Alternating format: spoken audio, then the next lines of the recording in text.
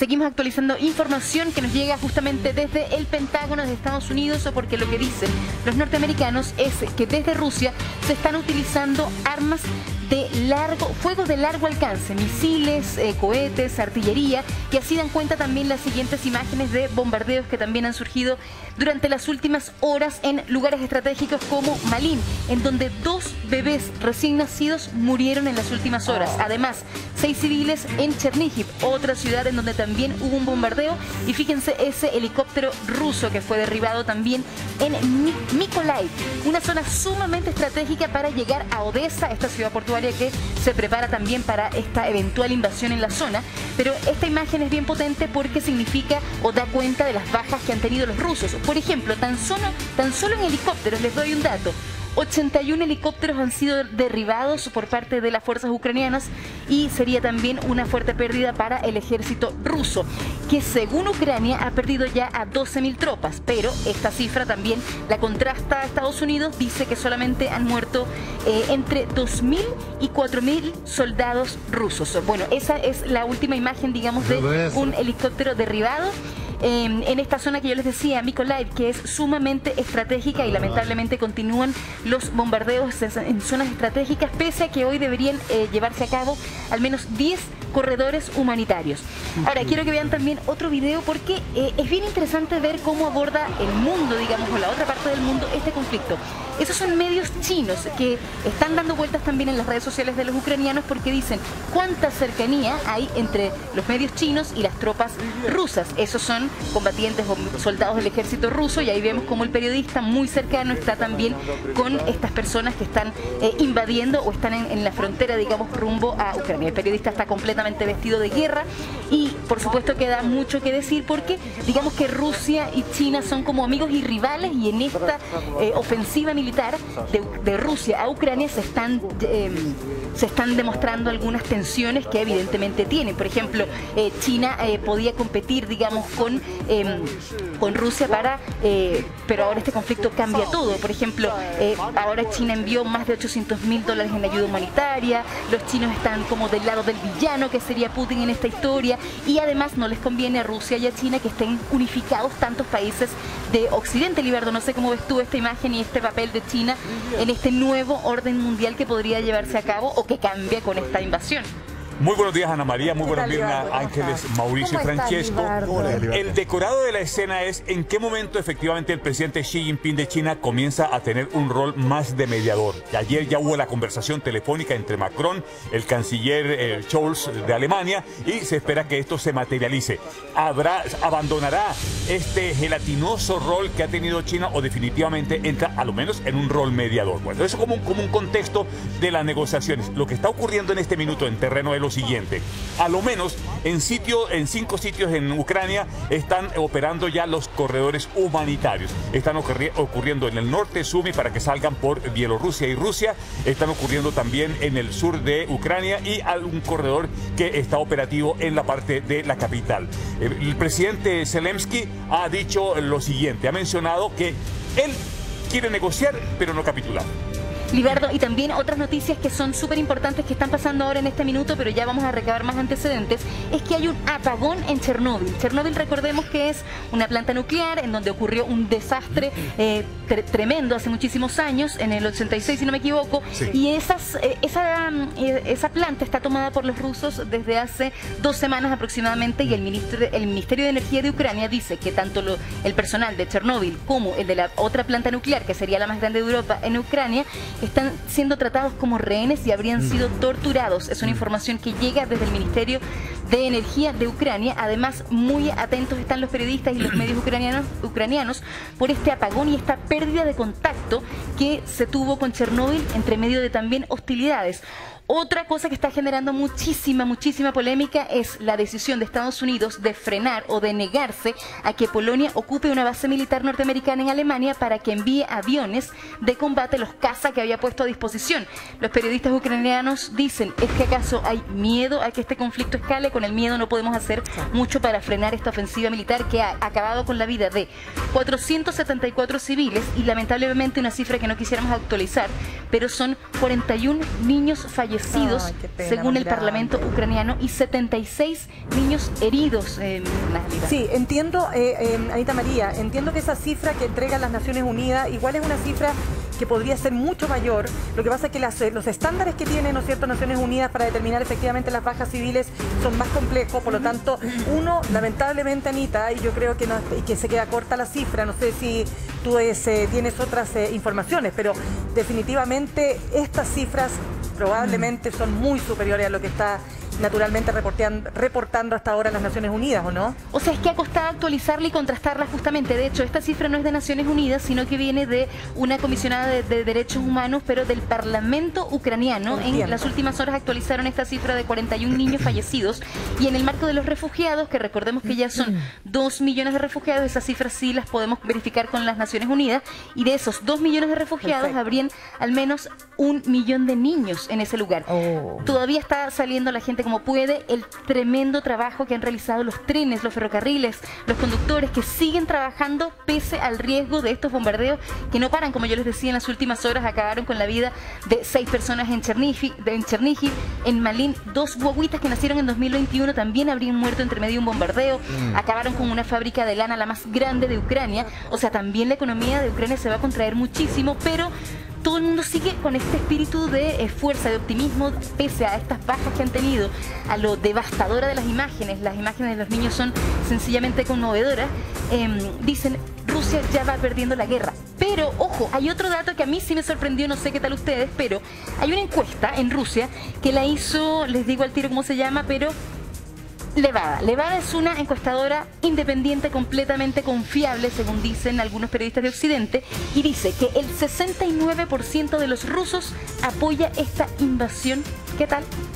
Bueno, ese dato, no me sorprende. Ese dato es porque los rusos no tienen toda la información de lo que está ocurriendo en Ucrania. Para seguir complejizando el escenario, Estados Unidos le acaba de decir a Polonia, no me regale los aviones soviéticos porque si no yo me voy a meter en conflicto. Una de las expectativas que tenía el gobierno del presidente Zelensky es que los aviones que tiene Polonia, que saben pilotear los pilotos ucranianos, iban a hacer una figura a través de meterlos por Estados Unidos, decirles, yo, Polonia, se los regalo a Estados Unidos y Estados Unidos se los regala a Ucrania. Y Estados Unidos lo que dijo en este momento es, ¿sabe qué? Esa es una manera de involucrarme directamente en el conflicto, no acepto esa medida. Otra de las situaciones que está ocurriendo en territorio ucraniano tiene que ver con el asedio en Mariupol. Continúan los 450.000 habitantes de ese puerto sobre el mar Azov sin agua, sin energía, escaseando los alimentos. Allí la cosa es dramática, la nieve la están convirtiendo en agua para darle de beber a los niños. No hay manera de calentarle el agua a los niños. Hay unas dificultades humanitarias impresionantes en Mariupol, pero ellos siguen resistiendo. Lo otro, respecto a mañana, es probable, ya se autorizó el viaje del canciller ucraniano, se autorizó también el viaje del canciller ruso para que en Turquía se encuentren cara a cara los dos cancilleres a ver si pueden avanzar. Ahora bien, Turquía. ¿cómo en Turquía? Ya, y espérate, ¿y qué contexto le da Turquía a esta situación? ¿Para qué lado está? Turquía está de mediadora. Turquía, a lo menos, y eso está muy bien. Hay un foro internacional económico y en el contexto de ese foro los invitó y eso fue lo que hizo Erdogan. Ahí está eficientemente una llamada.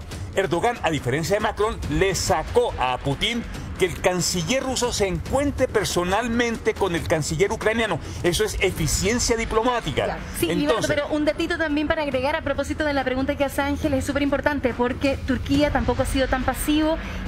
Turquía le ha enviado drones a Ucrania para que puedan llevar a cabo distintos ataques dirigidos para poder contrarrestar también el avance de las tropas rusas. Entonces también fue muy importante este envío de drones para Ucrania desde Turquía. Por supuesto, y sobre todo porque Turquía tiene que observar con mucha complejidad este conflicto. Pero lo relevante aquí, Ana María, es que Turquía ofrece el escenario de la negociación, de la conversación. Porque el día de mañana, en este marco de este foro, es básico y es importante que los cancilleres comiencen a avanzar en una idea que yo creo que podría en el horizonte plantear la salida. Y es que el presidente Zelensky dijo, mire, yo lo del Donbass lo puedo ver, inclusive lo de Crimea, pero llévenme a negociar y no me obligan a capitular. yo entiendo esas palabras desde el lenguaje del derecho internacional y del análisis de la actualidad internacional, lo veo de lo siguiente. Zelensky le está diciendo a Putin: me quiero sentar a negociar y te puedo conceder algunas cosas, pero no me vaya a pedir lo imposible. Inclusive aquí, recordemos que lo de fondo es Rusia, lo de verdad, lo que le quiere arrancar a Ucrania es la firma a través de una modificación constitucional que nunca va a pertenecer a la OTAN. Eso es lo de fondo. Eso es verdaderamente de fondo. También te quería preguntar el papel de China, porque siempre hemos hablado que China y Rusia son aliados estratégicos para poder mitigar un poquito la influencia de Estados Unidos. Ellos quieren competir con eso, pero también compiten entre ellos mismos por tener mucha más influencia, o Rusia o China, en esta zona del mundo. Pero ¿por qué China entonces envía esta ayuda humanitaria de $900.000? ¿Por qué pide que se sienten frente a frente? ¿Qué es lo que busca China con esta conversación y con este acuerdo por la paz? China, Ana María, si quiere ser grande en el concierto mundial, tiene que mostrar que es grande. Tiene que mostrar que es grande ayudando, tiene que mostrar grande contribuyendo, tiene que mostrar que es grande, porque una superpotencia, para que se le denomine como tal, no basta tener solamente indicadores económicos, indicadores sociales, indicadores culturales. Tiene que en conflictos mostrar que tiene músculo. Entonces los chinos están aquí convocados a que muestren un músculo. Van a ayudar. Es insignificante para la magnitud del conflicto, $900.000, pero es un gesto, es un detalle. En el fondo, lo de China, lo más relevante que puede hacer China es contribuir. Yo creo que el primer paso en donde los chinos pueden contribuir de manera positiva es alto al fuego, porque si se logra un alto al fuego, se abre una gran ventana para cerrar las máquinas de guerra por algún tiempo. Así es. Anita María, tenemos también información de que grandes empresas transnacionales, marcas emblemáticas a nivel mundial, han decidido cerrar o temporalmente o ya definitivamente su participación en Rusia, ¿no es así?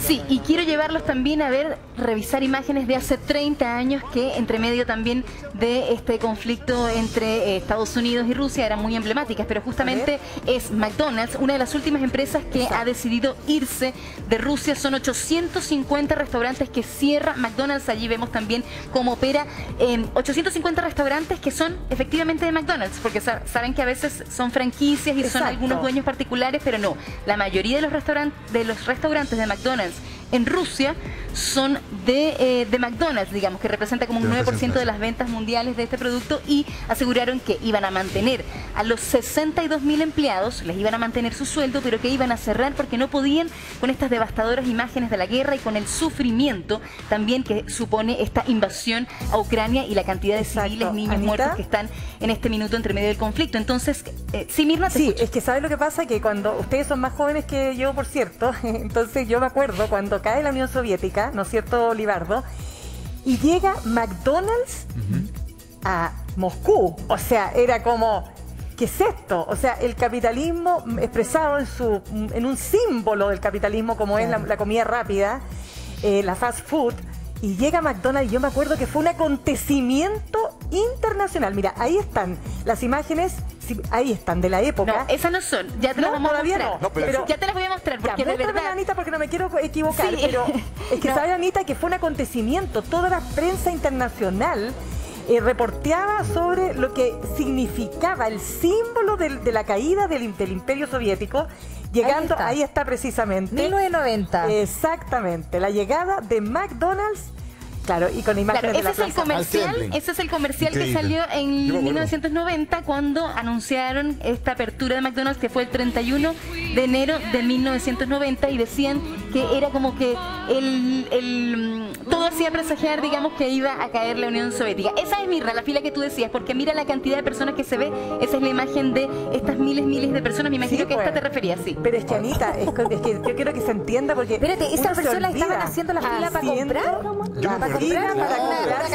Yo me acuerdo lo que dice la Mirna. Era un tremendo símbolo, como el corazón del capitalismo instalado en el Kremlin, con un veneno tan burguesa, como nada más gráfico del cambio que experimentaba Rusia. Y de ahí lo simbólico también de cerrar temporalmente ahora. Ahora es tan poderosa McDonald's que puede mantener a 62.000 empleados un rato. Me harto la atención aquello, pero... Miren lo político que pasó. En tan solo 6 meses en que se desplomó la Unión Soviética, llegó la M de McDonald's y llegó la manera de anunciar la entrada del capitalismo, o una empresa que representaba la línea contraria a lo que fue la Unión Soviética, una empresa de Estados Unidos, llega y se instala en Moscú. Y como Mirna muy bien ha dicho, hecho, no solamente la fila, sino que la gente quería saber qué era esto de McDonald's. ¿Qué era esto? Y eso empezó la globalización. Y ahí se mete el concepto de globalización a nivel mundial. ¿Por qué se mete la globalización? La globalización se mete porque ya el mundo de las ideas, esto de la Unión Soviética y lo que representaba Estados Unidos, de pronto en un símbolo de ese bloque ideológico aparece el símbolo económico del otro bloque. Entonces ahí se provoca la globalización. Ahí entra la gente a entender, los rusos fundamentalmente, entran a entender que existían estas empresas, el McDonald's, llegan los jeans, llegan las carboleras y llega una serie de símbolos y es muy relevante. A tan solo 6 meses después de haberse desplomado la Unión Soviética, Boris Yeltsin permite, y vuelvo aquí al uno de los grandes protagonistas de la historia rusa, tan caricaturizado en Occidente, pero Boris Yeltsin es el que abre y el que permite la autorización, el que autoriza, señores de McDonald's, vengan ustedes, instálense aquí, tienen el decreto presidencial, les autorizo yo. Pero no es solo economía, es como una cosa cultural, ¿no? Es como la occidentalización de la vieja Unión Soviética, digamos, ¿no? Bueno, claramente... y la Coca-Cola también, pues. Coca-Cola, Pepsi. De hecho, y todos los hábitos culturales de Occidente también llegan muy fuertemente. Así es, pero oye, Anita María, otra de las marcas que se va a retirar, Coca-Cola, Starbucks, Pepsi, entiendo, y otras más, ¿no? Sí, mira, les quería hacer un alcance. ¿Cómo entró tan piola también McDonald's a Rusia en esos momentos en donde todavía estaba la Unión Soviética, 1990? Entra porque tampoco el dueño era americano, era canadiense, perdón, norteamericano. Entonces por eso también pasa colada el tema de que era una empresa estadounidense, no, pues pasa como canadiense, y es el año 90, en enero del 90, y un año después cae la Unión Soviética. Es decir, todavía estaba Gorbachev allí cuando llega McDonald's, abre sus puertas y además esa fila era para comprar hamburguesas que costaban incluso hasta 3 días de un salario. Ese mismo año la gente en Rusia no tenía comida, no tenía cómo comer, vino una tremenda crisis de alimentos donde Putin tuvo que empezar a negociar con petróleo, gas para tener comida, pero lo que llama la atención es que 6 meses antes estaba la gente haciendo esa fila y fueron 40.000 personas las que comieron su hamburguesa de McDonald's por primera vez en una plaza muy emblemática. ¿Te referías a Gorbachev que tuvo que negociar, no es cierto? A Gorbachev. ¿A eso te referías? ¿Por qué dijiste Putin? Porque después Gorbachev estuvo hasta que cayó la Unión Soviética y después Putin, cuando estaba, no como presidente por supuesto, sino también en otros puestos estratégicos, creo que era vicealcalde o algo así, él tuvo fue muy clave en las negociaciones que hizo cuando Rusia estaba sufriendo de casi una hambruna. Él negocia con petróleo y con gas para que venga la comida, pero 6 meses antes estaba esta imagen y bueno, Gorbachev fue presidente hasta el 91 y 6 años después llegó Pizza Hut, por ejemplo. Y Gorbachev fue el rostro de la campaña de Pizza Hut cuando llegó allí a la Plaza Roja prácticamente. Qué tremenda esa imagen también. Perdona, Francesco. ¿tenemos imágenes de eso? Revisemos entonces eso primero antes del... Es que ¿sabes lo que pasa? Que le tienen que haber pagado una tremenda cantidad de dinero, supongo yo, para que... No, y le gustaba harto la pizza, seguramente. Ya, pero tienen que haberle pagado. Ahora, la pizza de Estados Unidos es muy distinta a la Vera Pizza, pero de todas maneras parece que al señor Gorbachev ahí le dice, es Gorbachev, y le dice, sí, es Gorbachev. Por culpa de él, dice, nosotros tenemos una confusión económica. Y él le dice, no, por culpa de él tenemos una oportunidad. Y luego le dice, por culpa de él tenemos inestabilidad política. Por culpa de él tenemos libertad. Pero un completo caos, le dice, esperanza, inestabilidad política. Y le dice la señora, por él tenemos cosas como esta, como Pizza Hut. Oye, y ahí empiezan y brindan tu Gorbachev. No lo había visto, pero qué tremendo. Esa es la nieta, Anastasia. Él está con su nieta allí. Se me había olvidado, pero completamente este spot. Y deben ser de las sonrisas de Gorbachev más. ¿Cuándo se lo había visto a ese hombre liado sonreír? Está tranquilo, feliz. Ahí estaba comiendo pizza con el neto. El billetito que le llegó después de ese comercial. Es muy importante hacer esta distinción. ¿Por qué Yeltsin dio la aprobación para que entrara la empresa McDonald's? Porque era el gobernante de Rusia y Gorbachev era el secretario general de la Unión Soviética y habló con el alcalde de Moscú para que se produjera esta llegada de estas empresas. Ahí todavía estaba ya en todo el desplome de la Unión Soviética y por eso estos actores aparece ahí la figura de Gorbachev con su mechón, con su manchón en la cabeza, que es la principal caricatura que uno puede, lo han caricaturizado con ese manchón en la cabeza. Bueno, un dato con respecto al precio de las papas fritas, porque a nivel mundial estamos con una inestabilidad por el tema de los containers y el movimiento de todo tipo de productos. Bueno, para que ustedes sepan, hace buen rato se viene anunciando, o sea, no anunciando, se viene confirmando que en Chile las papas fritas también están subiendo de precio. Así que probablemente con el cierre de estos más de 800 locales, eso pueda generar alguna diferencia en el precio específico. Ahora, ojo, no es que McDonald's sea una empresa tan buenista que ha tomado esta decisión. Ha sido duramente presionada por 2 semanas, porque ¿cuántas otras empresas ya tomaron ciertas decisiones con respecto a sancionar a Rusia? Pero como decía, pero como decía la Anita, el 9%, o sea, el 10% de sus ventas están también en países como este. Entonces, claro, no debe ser fácil asumir ese costo de cerrar, pero estaba muy presionada. No es que lo hicieron de un día para otro, estaba muy presionada con tomar esta decisión. Heineken acaba de anunciar el retiro de 1.800 trabajadores de Rusia y cerrar la producción de cerveza. Eso te va a doler a los rusos que les gusta la cerveza de Nederland. Está todo bien. ¿Qué dice usted el vodka? Mientras no suba el vodka está todo bien. Sí. Oye, en Rusia. No, acá. Este tema no para, y obviamente que nos afecta a todos y cada uno de nosotros, no solo a los rusos, sino que, como dice Francesco, nos explica tan gráficamente, finalmente activa, mueve o estanca también eventualmente la economía en el resto del mundo. Libardo, Mauricio, Francesco, Mirna, vamos a seguir conversando de este tema, por cierto, ¿no?, en el transcurso de todo el programa, pero ahora es momento de conocer otras informaciones.